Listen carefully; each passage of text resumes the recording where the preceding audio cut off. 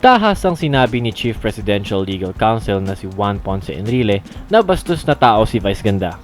Binanggit ito ni Enrile sa gitna ng kontrobersyang kanya sasangkutan ng It's Showtime matapos itong patawan ng Movie and Television Review and Classification Board ng 12 days na suspension kaugnay ng subuan ng daliri ni na Vice Ganda at partner nitong si Aaron Perez sa Isip Bata segment ng programa noong July 25.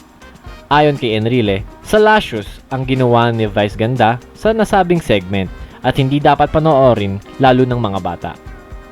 Ang problema dito sa bansa natin kung meron kang power, political, social, economic, or whatever, halos hindi mo na iniisip ay yung kapwa.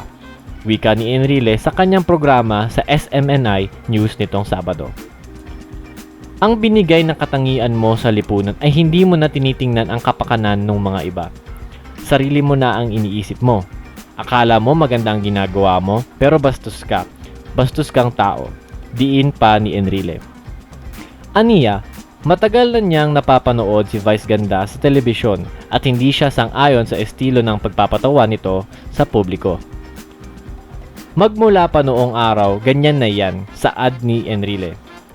Maari pang iapila ng It's Showtime sa MTRCB ang pinataw ng suspensyon, pero kung ibabasura ang kanilang motion for reconsideration, pwede pa nila itong iakyat sa Office of the President.